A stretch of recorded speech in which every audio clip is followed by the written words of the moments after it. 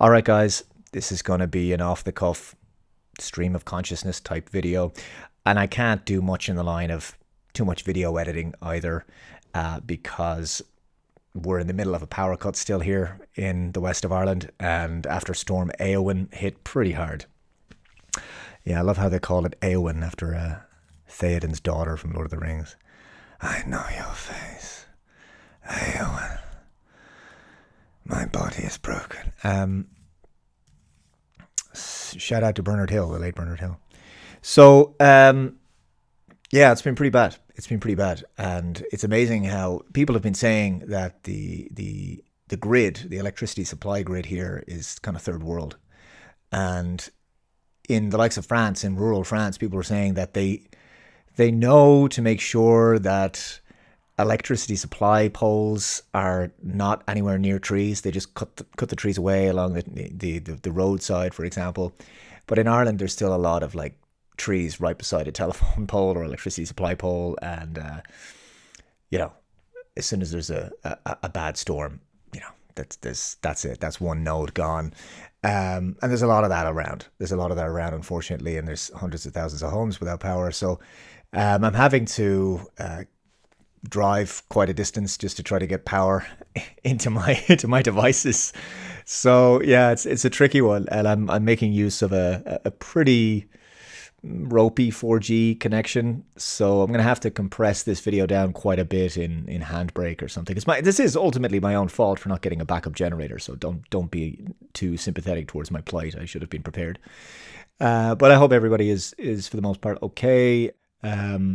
But yeah, it's pretty spicy out there. There's another slightly less aggressive storm on the way tonight.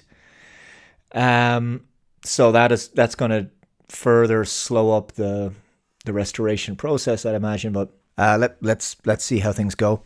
I'm gonna try and get something out today. I'm determined to make a video, and it's probably going to take forever to upload. But yeah. And then I'll have no power for tonight. So let's see. Star Trek Section 31, or I guess people are just calling it Section 31 because it just doesn't in any way look or resemble, feel like Star Trek at all. It's funny, for all the criticism that we leveled at The Acolyte, and I'm not defending that show, it was total garbage. But if let's say you watched The Acolyte, I don't know why you would, but if you just put it on television and then you turn the sound off. That's a good way to watch it, I guess. I mean, better just change the channel. But let's say you were watching it with the sound off. Yeah, you'd probably be mistaken for thinking that looks a lot like Star Wars. No, what I mean is The Acolyte looks like Star Wars for the most part. You've got Jedi, you've got lightsabers, right? You've got Sith-looking type characters. You've got Star Wars-looking ships, right? And again, I'm not meaning to pay this show any compliments, right? Oh, despise the show, but at a cosmetic level, yeah, it looks like Star Wars. Okay, so saying nothing about the quality of writing, storytelling, the characters, the themes and everything, putting that aside, yeah. Then you look at Section 31. Now do the same thing with Section 31.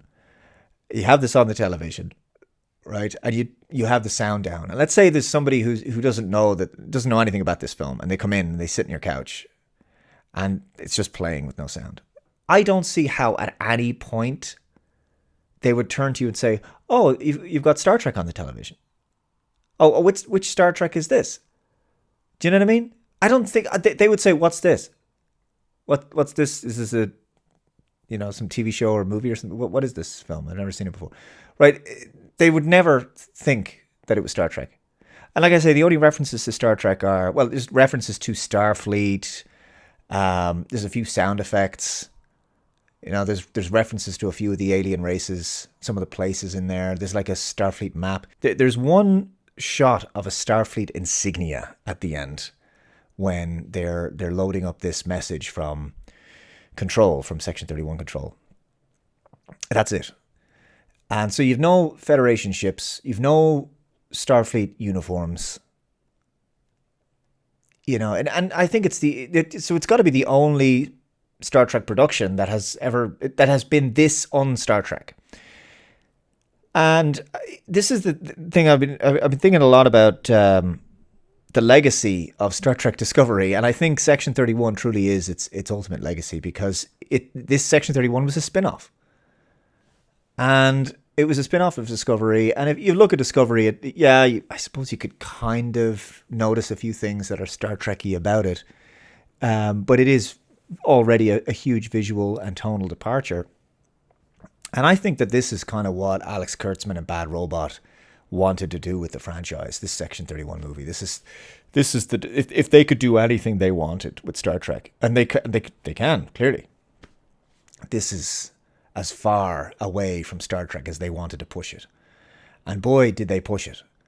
I mean, it's really, I'm taking a few days to process it. There's this really there's this guy who's Vulcan, but he's actually a robot, and he's this tiny little creature who's controlling this Vulcan robot body. And he has this hideous, really bad, cringe, cliched Irish accent, whatever. And he calls himself a Velkin. A Velkin body, he says, as opposed to a Vulcan body, right? Irish people would not, they don't say Velkin, they say Vulcan, right? I don't know where he was getting this pronunciation from, but someone should have helped him with pronunciation of Irish, the Irish lilt. But he was given such a hideous dialogue and really bad jokes that that towards the end, I don't know, I started to find the guy funny in an ironic way. There's this exchange where, and I gotta say, like, I want to shake the hand of the person who wrote this. Just like, thank you so much for lowering the bar this far.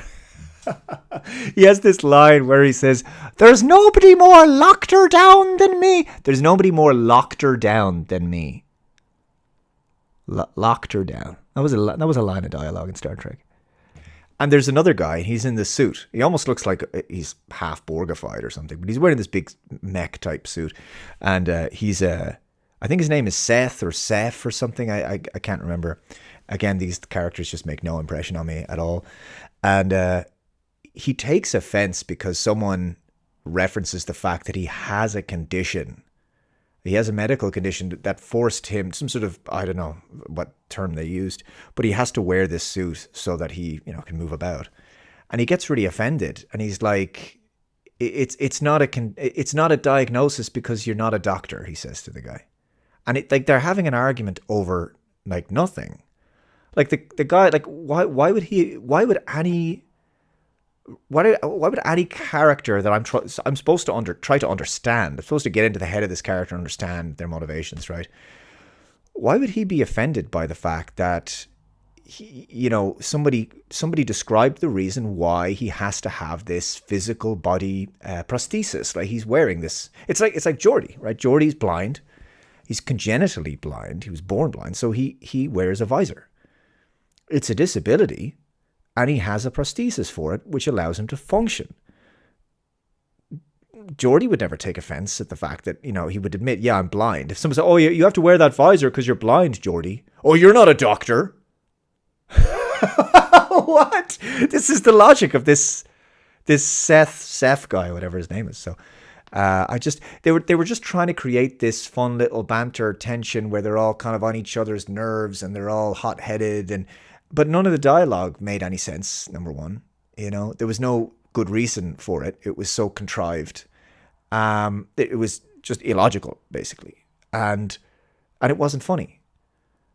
And I don't know, that scene with the introduction of all the characters will just stay with me for a long time. It's probably the only thing in the show that stayed, in the movie that stayed with me, really, because I was just blown away at how poor the writing was. So Michelle Yeoh plays Philippa Georgiou, the protagonist, and it's the first time that we've had on Star Trek a protagonist who's actually a mass murderer, like a mass murdering psychopath, and she doesn't really have any. I mean, okay, I guess she saves the day, and she somehow stops the universe from being wiped out by this tiny box, this tiny little football-sized device that I'm supposed to believe would just wipe out life. And I'm like, really? Like, and of course, we don't actually see the bad guys, really. There's some guy in a suit, He's got a mask on and he fights her, but we don't find out who that is or anything.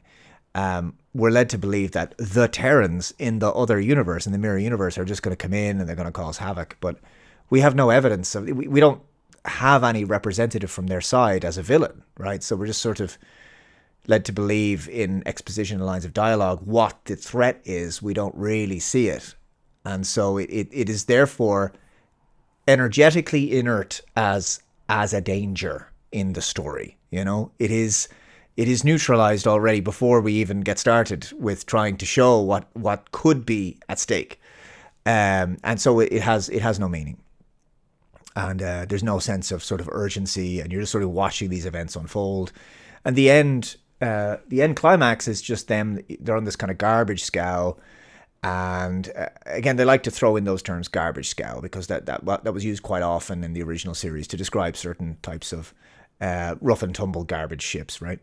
And kind of freighters and things like that. And so we have that, and they're kind of firing, and there's all sorts of like weapons fire in a nebula type thing. They're trying to get to this vortex, and there's two physical fights happening on the ship, in the bowels of the ship. That's basically it. And that gets resolved. And Philippa Georgiou doesn't really learn too much.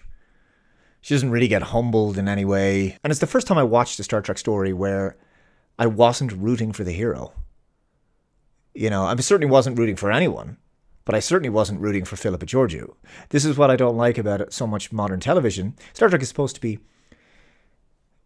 be optimistic about the future, it's supposed to be hopeful, and the people in it, they're not perfect, but they were supposed to be. Gene Roddenberry believed that the people were supposed to aspire to be better, and they're supposed to be the best of humanity.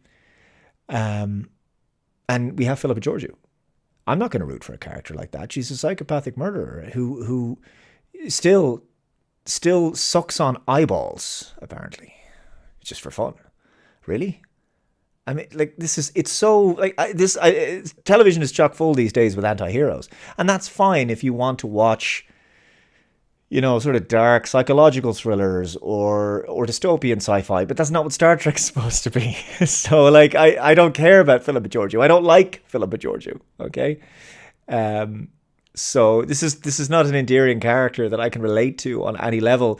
And, all of her sort of throwaway remarks and little, jokes here and there. And she's quite snarky and smarmy and smug and everything. And it all just comes across as she's just playing like some sort of slay queen cliche, right? So my final analysis for Section 31, this horrific TV movie, definitely I think the worst Star Trek production of all time. This is definitely a serious low point for the franchise, and I think it's worse than Picard seasons 1 and 2. I think it's worse than Discovery by a mile. I often do come down quite hard on Star Trek Insurrection. I know a lot of you do like that movie, and I can understand. It's lighthearted, and I think it's paced quite well, actually. I will say that. It's a bright, colorful movie. It tries to be fun. I thought it was a weak story, and I think there's issues. I've done reviews on this movie, and I've highlighted the sort of plot holes in there and everything that irritate me. But and I really didn't enjoy the movie at all when I went to see it in the cinema, and subsequent viewings, it never grew on me. Insurrection. But I will acknowledge, at least it is Star Trek. It's just a weaker movie than some of the others. And I think the same goes for Nemesis. I think it's kind of saved by that end battle in the Basin Rift. But the only real complaints that I have with films like Star Trek V and Insurrection and Nemesis is, firstly, there's always a few positives you can find in there. There's things that, I kind of like this, or I kind of like that, whatever. But the only real criticism is that they're just weaker than the other movies in the franchise. And they're not as strong as some of the strongest films in the franchise. And that's about it. And that's not a bad complaint, because at the end of the day, Star Trek V, Star Trek Insurrection, and Star Trek Nemesis, for all of my complaints about those movies, at least they're Star Trek. And I can see that in tone and the basic story elements of what go into the ingredients of a Star Trek episode, what it's supposed to have, it's there. You know, the foundations are there. That's it. But with Section 31, there's no Star Trek, period, at all. For the entire, 90 minutes or so, you don't get any Star Trek with this Star Trek TV movie. And the reality is, it seems that was the intention, to be as un-Star Trek as possible. So guys, there you go. Those are my thoughts on Section 31. Thank you very much for watching. Let me know what you think in the comments below. For those of you who do come back to the channel but don't subscribe, here's your opportunity. Please hit that subscribe button. It's totally free and you can change your mind at any time and unsub if you so choose. I do want to again apologize just for how visually simple and basic in terms of editing that this video is, but I don't have an awful lot of battery power to do anything more elaborate, so I'm keeping it simple today. Take care, guys, and I'll see you in the next one. Bye-bye.